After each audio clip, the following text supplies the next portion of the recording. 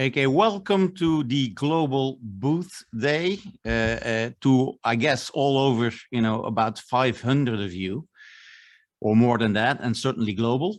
I'm delighted to welcome you to our faculty fireside chat with Professor Linda Ginzel. But let me first introduce myself. My name is Luke Leuten, and I'm a Booth graduate from 1979, a long, long time ago. I also was a partner. The bulk of my career was as a senior partner with Bain & Company, operating in Europe and throughout the world. I left Bain a couple of years ago, 2 years ago, and now one of my roles is to serve as what they call a distinguished executive in residence in the Chicago Booth London campus. What that means actually is that I help coach students in the executive MBA program in their career development. Now, unnecessary to say that Global Booth Day is an annual flagship event for the Booth community. Now, alumni come together and review their ties with the network. It's actually great to see that this year we have added a lifelong learning session to the Global Booth Day lineup.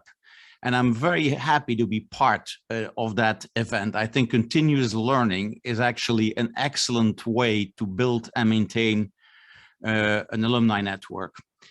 I'm looking forward to hear Professor Linda Ginzel share her extensive knowledge on the topics of managerial psychology and personal leadership. Now, many of you will have been told by Linda, who has been at Chicago Booth faculty since 1992. Unfortunately, I wasn't there.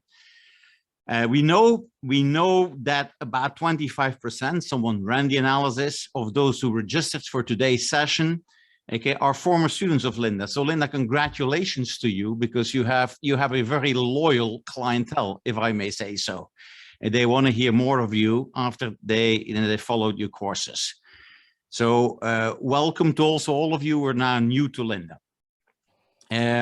We're joined on for this fireside chat by my fellow alum, Luis Miranda, who is a youngster who gained his MBA in 1989. And Luis has a very interesting and a little bit of atypical CV, so to speak. He is the co-founder of the Indian School of Public Policy. And when I read through his resume, I was actually really impressed by his extensive range of activities in the non-profit sector. So well done, Luis. So we're looking forward to this session. Now, I was ordered to run a little housekeeping now before I hand over to Linda. Okay, so here's the housekeeping manners. First of all of you have been automatically muted. Can you please use the chat box for questions? Okay, they will be followed real time, so to speak, and we will make a selection out of it. As you put your comments in the chat box, could you include the name and the location from where you're dialing in? And also indicate if you're former students of Linda. Please indicate in which year you took the class from Linda. So the session will be a little bit fluid. I'm not going to pin ourselves down on timing. We have an hour. First of all, Linda will share her insights at the beginning of the session, maybe 10 to 20 minutes. We'll see how that goes. Then Louis, okay, as a former student of Linda, will ask a series of questions, okay, that have been a little bit prepared in a fireside type of mode. They could be longer or shorter. We'll see how that goes.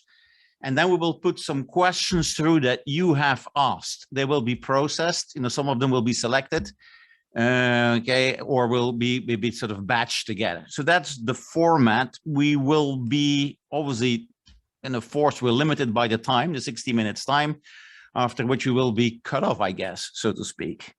After this short intro, Linda, it's all yours now. Oh, thank you. Well, thank you so much for that lovely intro. And, I was thinking that your first name has to start with an L in order to be participating here. We've got Linda, Luis, and Luke. And so so that was just kind of random, but it's very nice to be here. And thank you very, very much. So listen, well, first of all, greetings from beautiful Singapore. This is where I am. I am so thrilled to be back in Singapore, actually temporarily in our old campus, which we are borrowing until we can get back to Hong Kong, to our new campus in Hong Kong.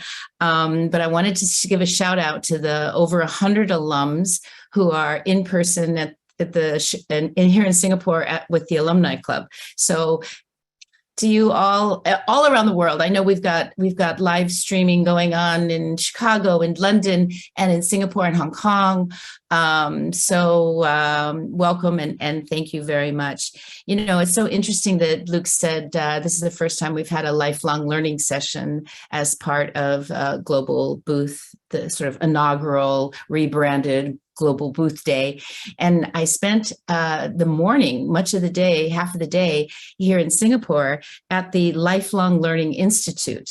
And I thought it was so appropriate that here we are thinking about how do we continue to grow, maybe to be wiser younger throughout our lifetime, and how easy that is to say and how hard it is to actually do.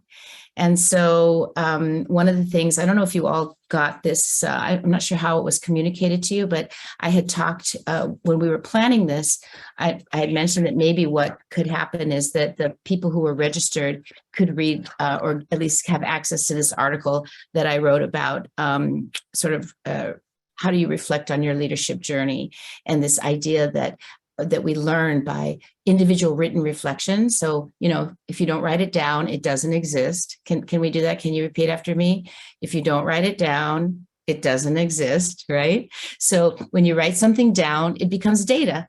It becomes observable to yourself and to others. You can collect it, you can analyze it, you can store it, you can revisit it. But if you don't write it down, it's a figment of your imagination. So one of the barriers to lifelong learning is just not having the data of our experience. And now you can't write everything down. So you have to figure out what's worthy of articulation, what's worthy of collecting, of analyzing. So this article that we provided you, I wrote for BizEd. You know, BizEd is like a trade group for largely for administrators in business schools in the United States. And so I wrote this article trying to talk about what our approach is to leadership development, how we're trying to teach it, at least how I'm teaching it at Booth. And I think it's a very Chicago approach. So I'll say a few words about that, because that's based on Davis and Hogarth, as many of you know, those of you who've had me, and also in LEAD. You know, LEAD has started to use Davis and Hogarth as sort of their foundation article as well. It's the framework that is uniquely Booth and has stood the test of time and helps you with your lifelong learning. So I thought I would say a few words about that. Individual reflection, individual written reflection, and then collective wisdom.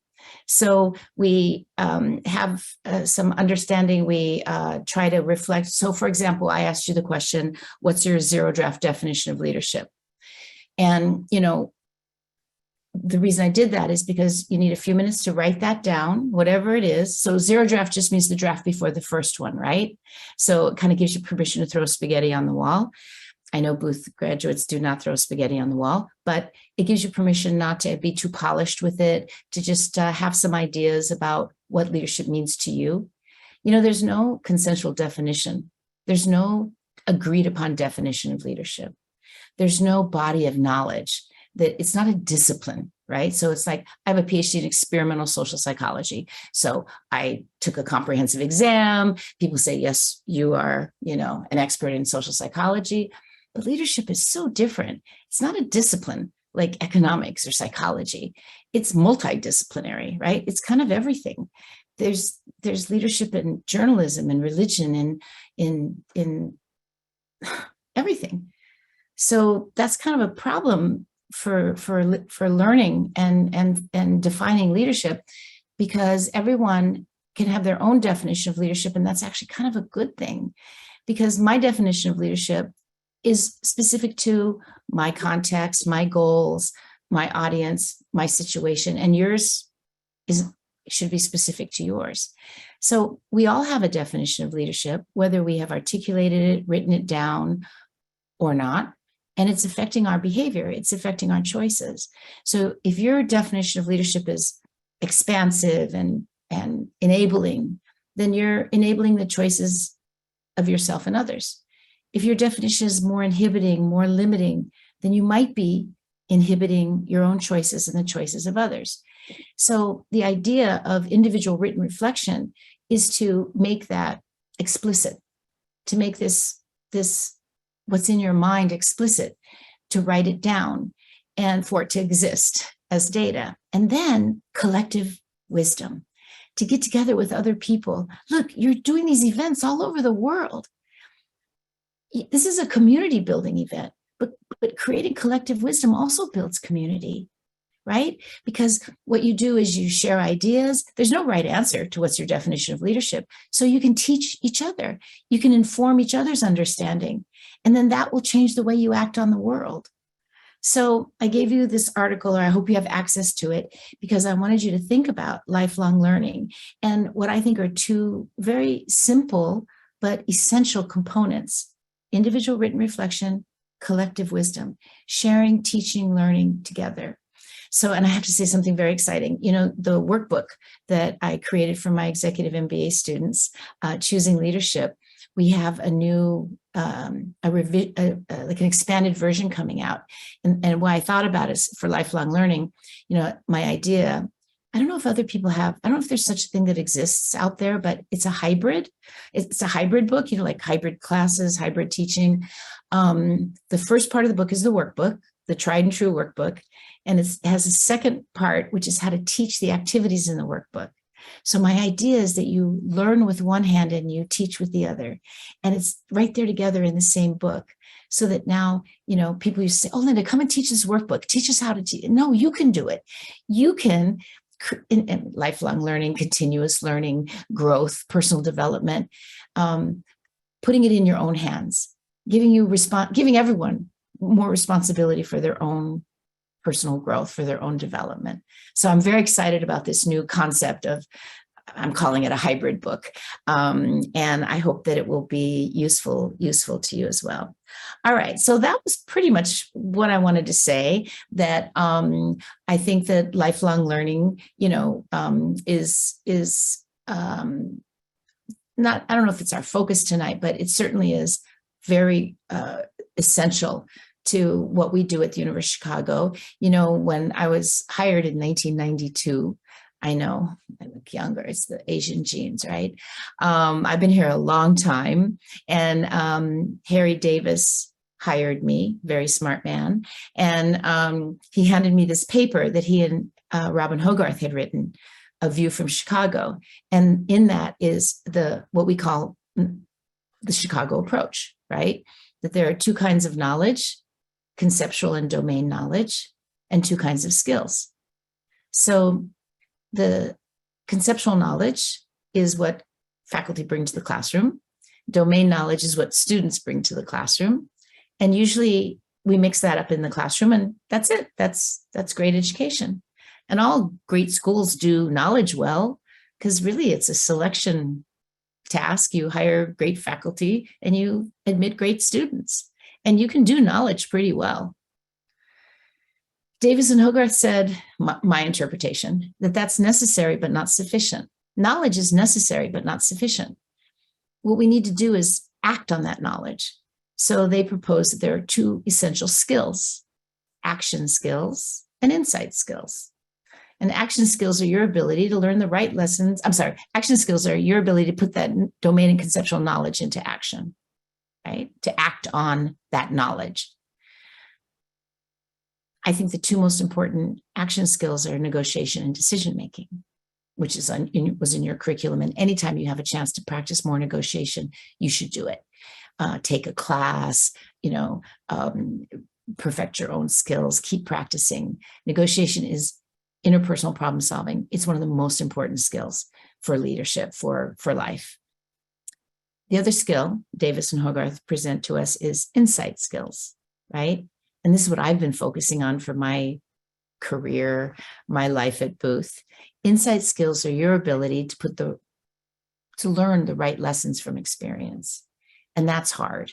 That's hard because there are a lot of reasons why experience is not a very good teacher. Just because you have an experience doesn't mean you've learned anything from it. You may learn the wrong things from it. So we have to be systematic. We have to experiment, try different things, do that across time, at least maybe try 3 times, right? Because that'll give you trend data. You collect the data. Does the pattern, do your outcomes go up? Does it stay flat? Does it go down?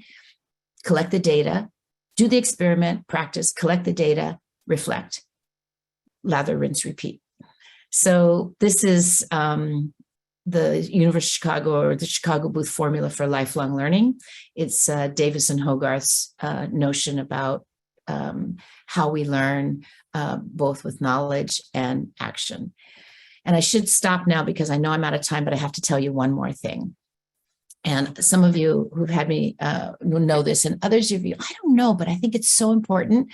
And I have this platform right now, so I'm going to tell you. All right, so this is my phone. Oh, you can't see because I have a background here, so you don't need to see. The motto of the University of Chicago. So I was here. We just opened AXP 23, right? And Mike Gibbs gave the academic overview. And he said something I thought was really, really interesting. He said, sometimes we talk to students and it's almost as though they go to the University of Booth. It's not the University of Booth. It's the University of Chicago, right? It's Booth School of Business at the University of Chicago. And the University of Chicago is the premier academic institution, I mean, in the United States, in the world. We're so proud. It's such a great, great university. So many of the students, many of my students, many of us, many of you may not know what is the motto of the University of Chicago, your university. And it fits exactly with lifelong learning. So this is how I'm going to end my remarks. Now, the motto is in Latin, and I didn't study Latin, and I'm not going to attempt to say it in Latin. So I'm going to do it in English, right? It's a 2-part motto. First part, let knowledge grow from more to more. Let knowledge grow from more to more. Now, for what purpose do we grow knowledge? To possess it, to own it, to collect it, to display it? Knowledge is like butter in the hot sun. You can collect it all you want and it can just disappear. Second part of the motto of the University of Chicago. So first part, let knowledge grow from more to more.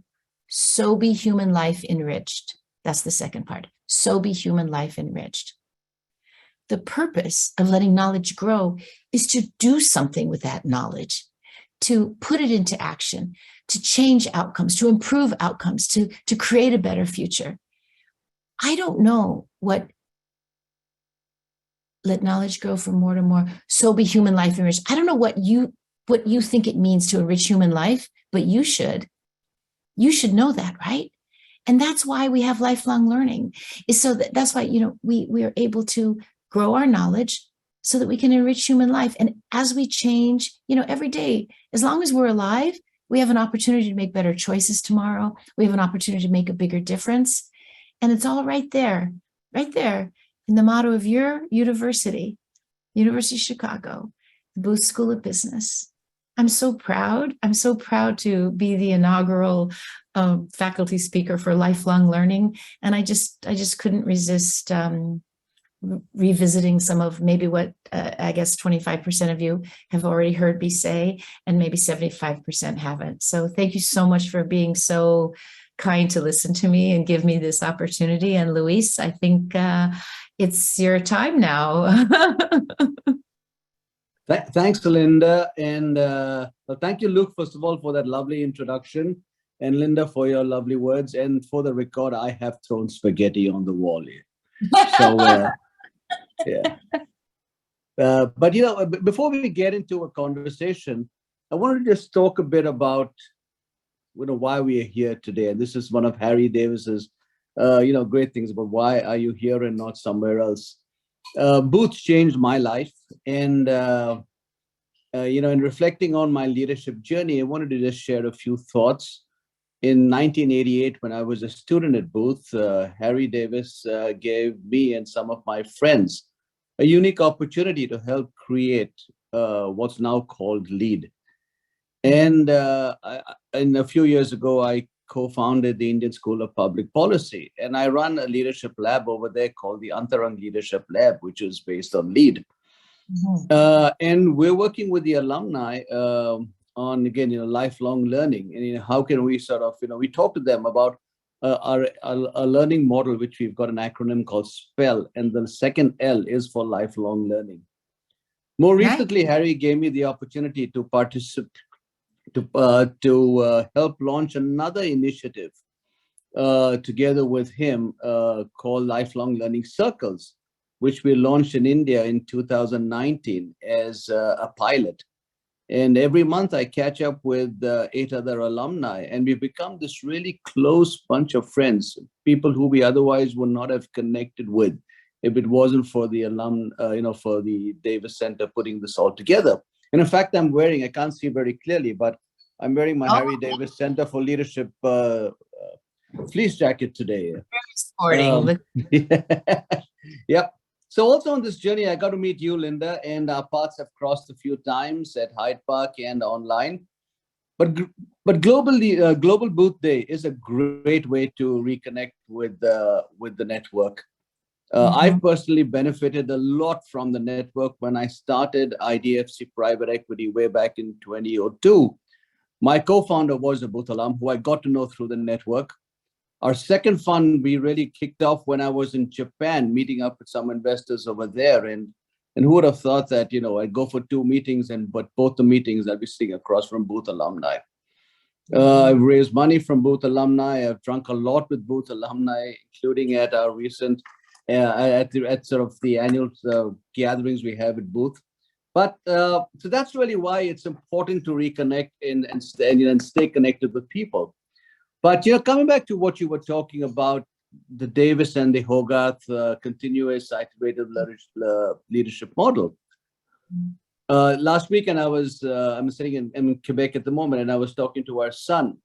And when I was telling him about this whole reflective model, he said, this is a lot like entrepreneurship also, where you are continuously learning. And as you repeatedly said also, is that, Benjamin Franklin said that experience is a dear teacher. So can you talk a bit more about, you get into some more details about how one does this reflective model as a way to sort of continuously learn from each other? And then we'll go into the second part, which is about how can you use this collective wisdom. But let's look first at this reflective model. So let me just ask you a question. Is your son an entrepreneur? He thinks like one. He's independent at the moment, and I'll share some stuff with you later. But at the moment, he's just come back from diving for kelp in the Arctic Circle. Well, that's pretty exciting. Very exotic. Yeah. The reason I ask is because it's not exactly about continuous learning. But and one more thing, he also studied. He was an undergrad at U Chicago. Oh, very smart person. So that tells me a lot. Yeah, undergrads at the University of Chicago, honestly, are smarter than graduate students at most institutions. So that says quite a bit about him, really. The reason I ask is that I always think about, I've been teaching leadership, and I say that leadership is about creating a better future. And I think entrepreneurs do that every day.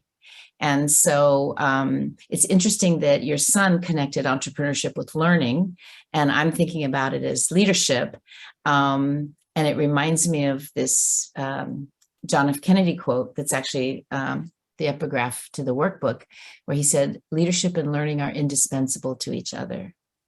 And I think that's very, very true. As we grow, as we change, every day we're a little different than we were yesterday. And across the course of our life, we become very different people. It's so interesting. Dan Gilbert, my academic brother, has a TED Talk. It's one of the top 10 TED Talks. And if you haven't seen it, those of you out there in the world, you should see it. It's called, The Science of Happiness, or something about happiness. And it's Dan Gilbert, Gilbert. And he has another TED Talk about your future self.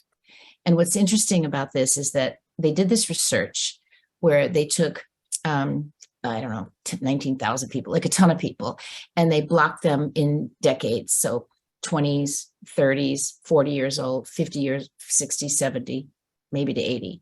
And they ask them questions about what they like, what they think about the past, what they think about the future. And the results are the same for every age group. Basically, they say, I've changed a lot until this point, but I'm fully formed now. I'm finished. Thank you. Whatever age you are, you think you're finished. They think that they're finished. They think they're done. So whether they're 20, 30, 40, 50, they all say, so they called this paper the end of history illusion, right? It's the end of history right now. So this demonstrates empirically, right, that we just underestimate how much we're going to change and how much we can have. And I believe it tells us that we should take control and be more present, be more conscious about our future selves. And so that's about lifelong learning and about leadership development and becoming more of who you want to be and enriching human life. So I know that's not what you want. Oh, Benjamin Franklin, right. Okay. So sorry, I just got off on the future self thing because I think it's a really cool TED Talk and a really great paper. And it makes you think about your future self more complexly. All right. Benjamin Franklin. It's a quote that I always say in my class you've always heard that experience is a good teacher, right? People say, oh yeah, experience is the best teacher. Experience is a great teacher. Well, that's not his quote. At least Benjamin Franklin didn't say experience is a great teacher. He said experience is a dear teacher, D-E-A-R, expensive. Experience is an expensive teacher. And you know why it's expensive? Well, it's because we don't learn from it. It's expensive because we don't learn from our experiences by default. I think I might have already said this. Just because you have an experience doesn't mean you've learned anything from it. So we have to be systematic about it. And that's the written reflection part. And I also think that when we collect the data of our experience, we have the opportunity to use this data in order to try to pinpoint areas of improvement, to figure out what experiments we want to do, and to keep track of our progress across our decades, our 20s, 30s, 40s, 50s, wherever we might be in life. So that's sort of what I think about Davis and Hogarth and insight skills and learning from experience, and why we need to be more systematic, to experiment, to collect the data, to get feedback, right? So we have to become our own coach, really. It's great if you get feedback from your boss or a spouse, or, I always tell people, if you have a teenage son, like mine tells me everything I do wrong on a moment by moment basis, that's feedback. But you can be so much wiser if you create your own feedback as well and be your own coach, and then experience won't be as expensive. Thank you, Linda. We've already started getting questions in, but there's something I want to talk about, just so that we don't lose track of what's happened in the last 2 years. We've just spent 2 years in a pandemic, and many of the people on this call have, suffered personal or professional losses. And, for many people, the inner core of their, of themselves may have been badly bruised. What tools could you give them? Because you've also been through challenges in your own life, to help them move on in their leadership exploration journey. Yeah, I thought about this actually, because, we had like little spotlights of what types of questions we might cover. And I thought the word inner core really struck me. I think, so I don't know if this analogy will work for everyone, but Turkish coffee, you take Turkish, you leave the grounds in the bottom, you pour in boiling water and you stir it. And then the coffee is all there and you have to wait for it to settle before you can drink it. I felt kind of like Turkish coffee during this. It's like, I'm just not settled. Like everything's just in flux. Everything's just there. And, you can't really drink that coffee. You have to wait until it settles. So I just feel like this constant motion, I think we need to be grounded. I think that it will help us, our inner core, maybe you called it bruised, right? I think it has to do with what I would call structural integrity, that we need to do activities that make us feel that improve and enhance our sense of self, that strengthen our inner core, that ground you, literally the ground settle, that ground you. I think a lot of work like Nick Epley's work on gratitude and small expressions of gratitude. There's a lot of work also on mindfulness. Loving kindness meditation. If that's not your kind of thing, then, thinking about why you are who you are and what has brought you to this place. Who would you think, like, in the workbook and in my class, I have these activities like, finish this sentence. I wouldn't be here now if, and if not for what? Does that help you remember who you are, who you want to be? Does it help you go to a place? Who's influenced you? Who's been really important in your life? Have you thanked them? Do they know how important they are in your life?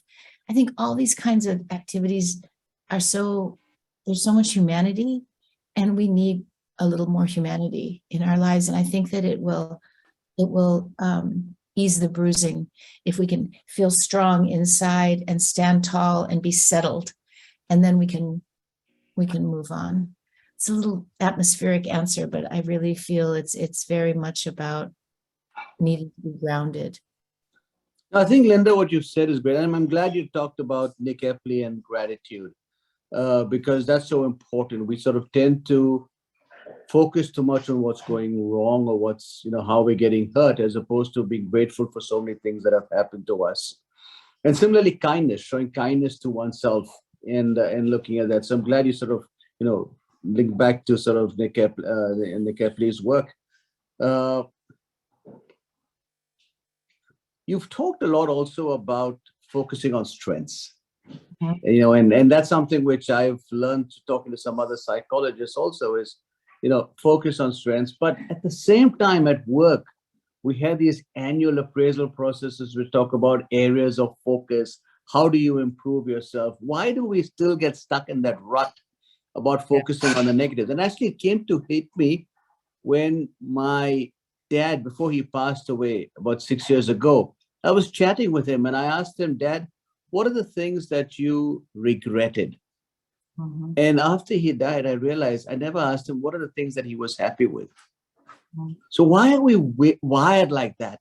Well, interesting. Well, we are wired to focus on negative. It's, evolutionary psychologists tell you it's about survival. You have to be aware of danger. And so negative things tend to be more salient and capture our attention. But independent of that, I'm like, why? We do tend to default, like you said, on weaknesses. And I loved what you said about your question for your father. It reminds me, we teach negotiations and we talk about trust. And I want to tell you that, talking about being wiser younger, there are a lot of benefits to aging. And really, and one of them is that you become a better perspective taker, which is one of the most important skills for interpersonal problem solving and communication. We also become more trusting as we age. There's evidence that shows this. And so it reminds me of what you said about your father, your question. And I think what happens is that we get better calibrated as we age. So what happens is when we're younger, we tend to protect ourselves from being hurt or being taken or being used or something. And so when we're protecting ourselves from bad things happening, we're also protecting ourselves from good things happening, because you're closed, right? You're not open to this influence. So, but as we age, we get better able at, we trust more, because actually the world is in general not a place where you have to protect yourself so much all the time and keep everything bad out and everything good as well. We get better calibrated at being open and to benefit from trust. So people don't often think about the cost of trusting too much, but they don't think about the cost of trusting too little. With regard to strengths, I've always found it amazing that like when I teach executives, they never think about developing your strengths as development opportunity, right? So what we do is we default on improving our weaknesses as a development need, and we don't think about a development opportunity. You're never going to be great at things you aren't good at. It's like remediation. You can get a little bit better, but you're never going to be great. at your weaknesses. That's why they're your weaknesses. So, like you said, you manage around them, you build a team, you do all these things. But if you do more of what you do well every day, first of all, it's more fun. Second of all, you're more productive. I just think that we should think more about how can we leverage our strengths? How can we do more of what we do well every day and spend even half of the time on that we spend on focusing on our weaknesses? Even if we just spend 50% more time on the strengths, we will have a bigger benefit than putting all our time and energy into improving our weaknesses. Thank you, Linda. My last question then will be on, before we move to some of the questions being thrown at us, is on negotiation. You talked about, ways to sort of help negotiate. I found that the best way to learn negotiation is to have a kid. You're negotiating all the time after that, yeah. But my question was to do with something which you talked about at one of your lectures on campus. I think it was on the Ginzel frontier. And you talked about not leaving money on the table. Someone told me some years ago that a good negotiation is where both parties go away equally unhappy. And therefore negotiation is about a compromise. It's about giving in. It's not win-lose. It's more about, coming up to a compromise. Tell us more about, how can we sort of, what's a successful negotiated outcome? Okay. Well, first of all, I just have to say there really doesn't exist the Ginzel. It's just something I made up. The actual frontier is called the Pareto frontier. And the Pareto frontier is that point at which maximum value is had from a deal. So what we do in negotiations class a lot is that we try to help people get to the frontier, because to the extent that you don't reach Pareto optimality, you're leaving money on the table. What I did was I created a fake frontier called the Ginzel frontier about learning from experience. And I said, if you don't hit the Ginzel frontier, then you're not extracting all the value from your experience, and your experience is more expensive. It's like leaving money on the table. So just that there's no real such thing as a Ginzel frontier. Okay, now about negotiated outcomes. It's so interesting. I think that especially in the context of business, the definition of a successful outcome is probably repeat business, or a relationship where people come back to you, they trust you, they want to work with you, they want to come back, and a good reputation. And I think good reputations help you with repeat business and help you to have better outcomes. So I don't know. A lot of times people think about like winning a negotiation or getting the best deal. And, in some situations that is the goal, especially if it's kind of zero-sum situations or one-shot deals. But I think more of negotiation is interpersonal problem solving. Anytime two or more people need to divvy up a resource or come to a decision, and I think it's really about trying to figure out, what are the interests involved? What are people trying to accomplish here? And so I just think that perspective, like I said, like as we age, we get better at perspective taking. Trust is a big factor in exchanging information, being a better communicator. I think that it's a tough question to ask. What is the definition of a successful outcome? I think there are so many different kinds of outcomes and so many different goals that people might have. I'll have an answer for you. I just found an answer for you. I was at a ramen place in Chicago with an alum, Jasmine Kwong, and we went in, and there was another one of my students, Wilson's son, sitting there in this restaurant. And he said, "Oh, Professor Ginzel, I just want to tell you about your negotiations class. I want to tell you what was the most important thing I learned from you." And I thought, wow, I'd like to know that. What's the most important thing you learned from me? And he said, "I learned that anytime I go into a negotiation and interaction, I'm the one who has to decide what my goals are." I thought that was amazing. I thought that was really profound. Someone can tell you, go in there and do this and get this done. And then you get in there and you're like, wow, that is not what I should be doing. Even though my boss or this person said that, I need to figure out how to actually be successful here. Because what they thought was success, now that I'm in the muck and I'm seeing it, that's not really success. And if I do what I was sent here to do, or if I do what other people think is success, it's going to be a problem. So I have to define what my goal is. And I thought that was really profound. And I hope that people that are in this audience think about that. Every time you go into an action, what's your goal? How do you want to define success? Super. Thank you. And it's so important. I guess what it all boils down to, Linda, what you're trying to tell people, it's you have to decide what you want for yourself. So I'm going to go with the first question. I love this question. Pre Heller, who was AXP 17, I think, said, outside the academic environment, what's your favorite way to learn new things? Oh, wow. Easy. That's easy.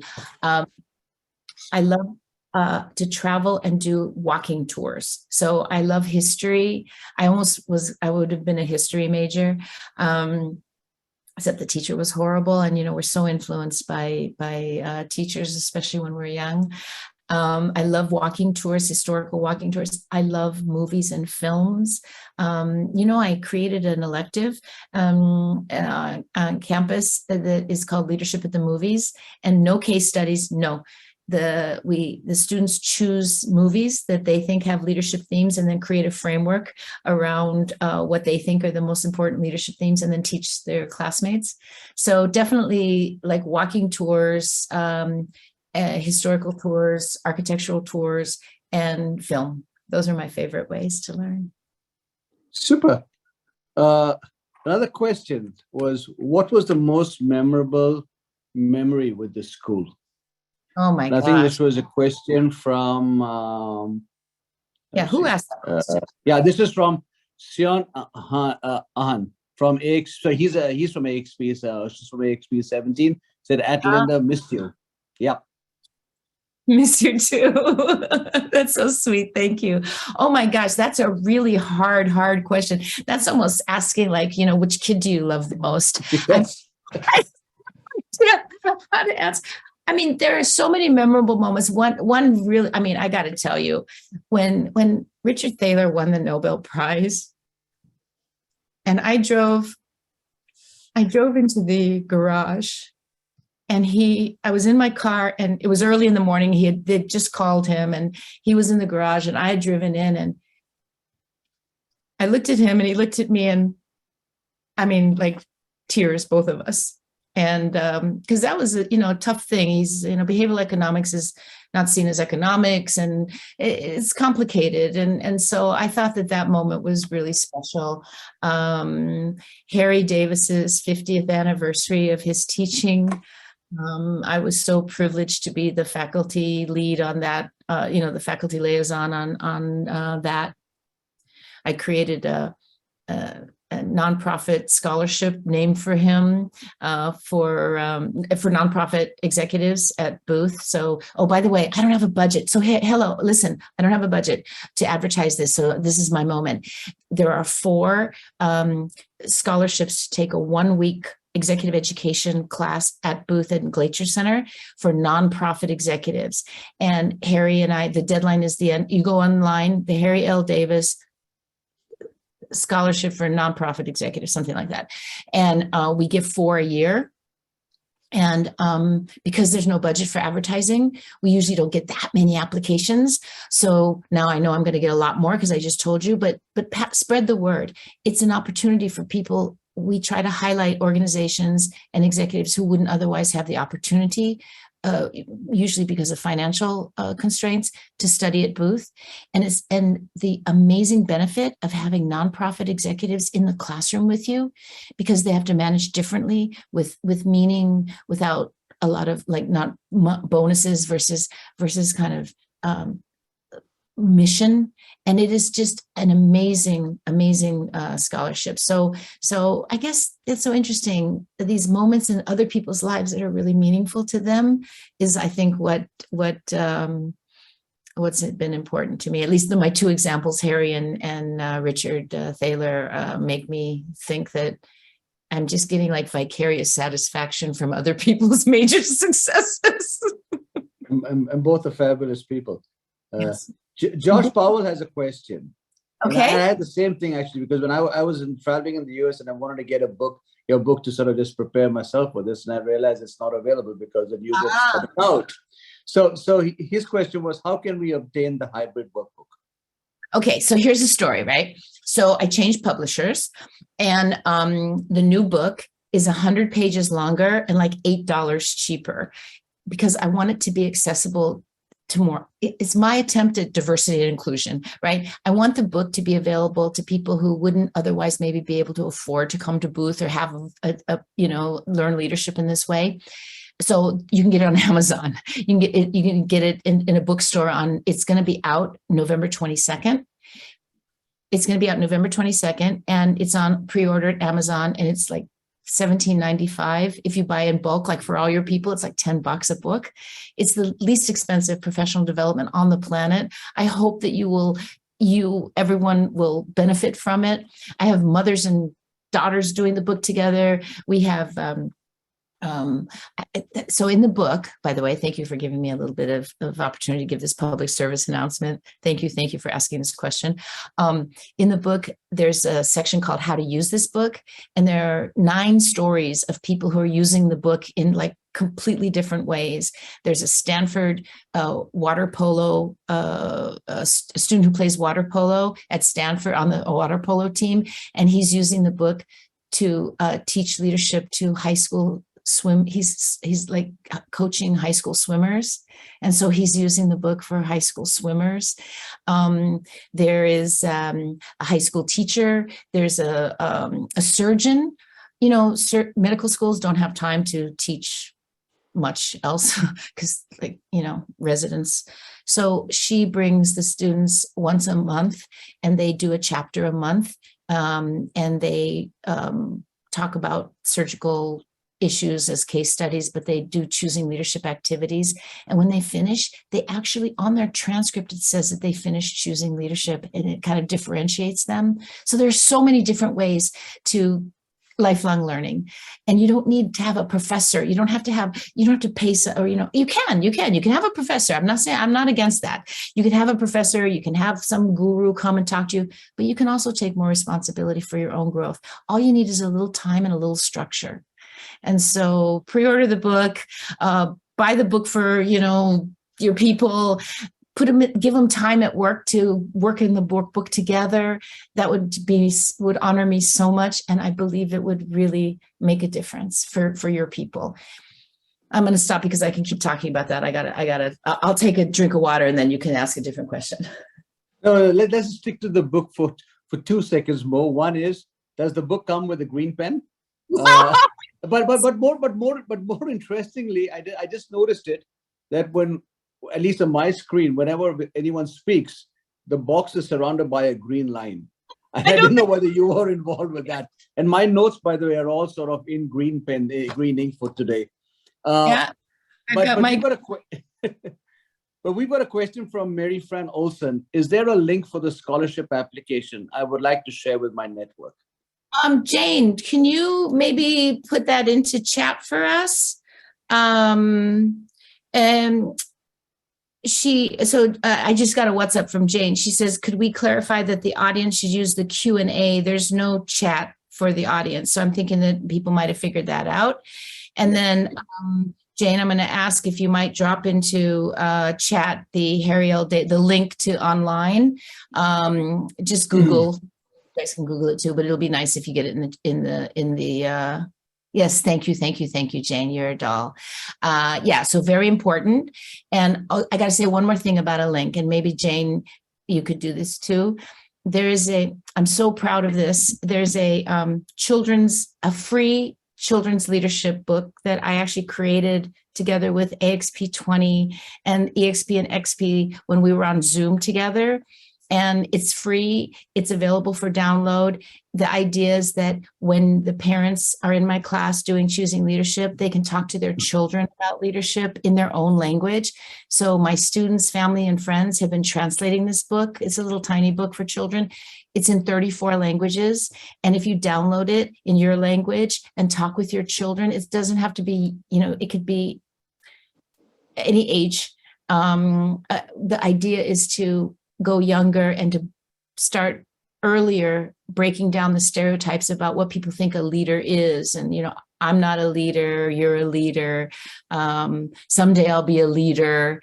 And so it's talking about, how management is about now and kind of stability and being here, and leadership is about there, going there, later, little uncertainty. So the children's book has juxtapositions of different pictures that represent here versus there, now versus later, stability versus change. Oh, and it's choosingleadershipbook.com, Little Champions. Okay, super. So Linda, just let everyone know, Jane said that she will send the link in the post-meeting roundup. But I got an interesting comment from Jonathan H., who, by the way, Luke studied at Booth before you did. He's from the full-time class of 1976. And this is what he said. It's not a question, but it's an interesting comment. I'm now in my 70s.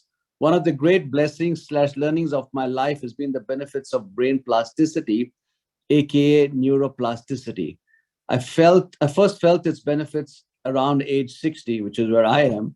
This has helped benefit my lifelong learning, and more recently taking time to teach younger people, especially in their 20s. Wow. So this is what Jonathan sort of wrote back here. That's so beautiful. I have to tell you, it reminds me of Sel Becker, who was one of the original members of the group at the University of Chicago, in my group, when they first started hiring social psychologists. This is sort of before the CDR, the decision-making group. He said, as he was older, he said that he gave me some advice. Basically, he said, make friends and have young people in your life as you age, because at some point everybody is old around you, and you need to have young people around to interact with, to keep you younger, to keep you learning. And he basically gave me this advice that as I age, that I should make sure that I have, that we all have young people. So that's a great comment about that he made that connects to this advice that Sel Becker gave me that I wanted to try to keep in mind. Super. So Charlotte Lewis, coming back to the pandemic, Linda, Charlotte Lewis has asked, hi, Linda, so nice to hear your pearls of wisdom. My question for you, pandemic has changed the definition of leadership. From your perspective, what should we focus on more now? Charlotte's from XP76. Hello, Charlotte. It's so interesting. I think that, I don't know if it's changed our definition of leadership. I'm not sure what our definition of leadership is exactly, but it has changed a lot. Maybe expectations, maybe the way we interact. It kind of depends on your experience. I think we have such different experiences of the pandemic. I mean, and to some extent, just in some ways it's the same, and in some ways it can be very different for people. So, I think that, I'm sorry, but I keep going back to this whole notion about humanity. I think that it's really important that we try to connect, that we, I think it's in life, trying not to make things all transactions. Like, life is short. Life is too short to have transactions all the time. I really think we should have relationships. Relationships are more, they're stronger. They help us be stronger. It's support. Transactions are, kind of one and done. But when you have a relationship with someone, they'll be there for you. You'll be there for them. It's like, fabric that is woven together, and it's stronger and tighter. So I think that a lot of stuff on Zoom is good. and we've learned a lot. I've had managers tell me, executives tell me that they're actually, if they're like less extroverted, they're more introverted, or they like one-on-ones more, that they're actually better on Zoom than they are in person, which I thought was very interesting, that we had this big discussion around leadership styles or management styles on Zoom versus in person. But I think it's the connection, really. And I'm sorry, I'm talking about Zoom when you're talking about the pandemic, but for me, they're like that just all happened. They're together, yeah. Yeah, Yep. yeah, that just all happened with that. Boy, I wish I had a really good answer for you. I just think we need to go back to just the connections with other humans, and try maybe away from transactions and more to relationships that have reciprocity. There's research that shows that, people think that if they get things, they'll be happier, like you get gifts or whatever. But actually, what the research shows is that when we give people things, not just gifts, but give our time, give advice, give of ourselves, that actually that's what makes us happier. And to the extent that the pandemic makes us unhappy, or that it has bruised us or injured us, I think doing things that make us happy and feel whole and human are probably the best things that we can do. Lovely. I think on this is a great note to end on, Linda.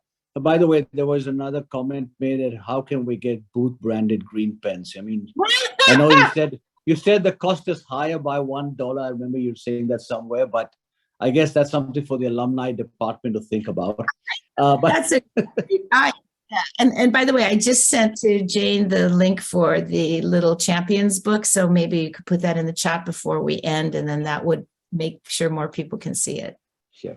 So thanks, Linda and Luke, for joining me together today, and for all of you who've joined in from all over the world. And I take this opportunity to wish all of you a great Global Booth Day, and all the best collecting with your booth networks. It's helped me tremendously. I hope it helps you guys also. Thank you.